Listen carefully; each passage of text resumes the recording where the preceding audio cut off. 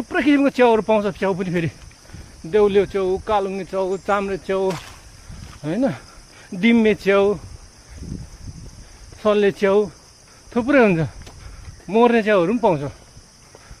Psychedelic हुने च्याउहरू पनि पाउँछ। एक थरीको भनाइ चाहिँ के पनि छ भने मानवशास्त्रीहरूको, त्यस हिजोको हाम्रो पुर्खा चिम्सहरूले चाहिँ त्यही साइकेडेलिक च्याउ खाएर पनि अलिकति हाम्रो सोच्ने तागतहरू, इमेजिनेसन गर्ने तागतहरू बढेको हो भन्छ क्या है।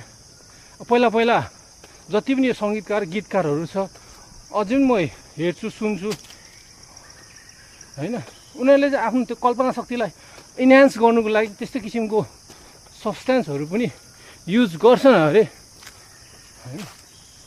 तर मलाई त्यो कुराहरूमा चाहिँ खासै त्यस्तो साह्रो विश्वास छैन होइन। आफ्नो इमेजिनेसन पावर बढाउनुको लागि त्यस्तो कुनै चिजहरू, साइकेडेलिक चिजहरू खाइराख्नु पर्छ जस्तो चाहिँ मलाई लाग्दैन।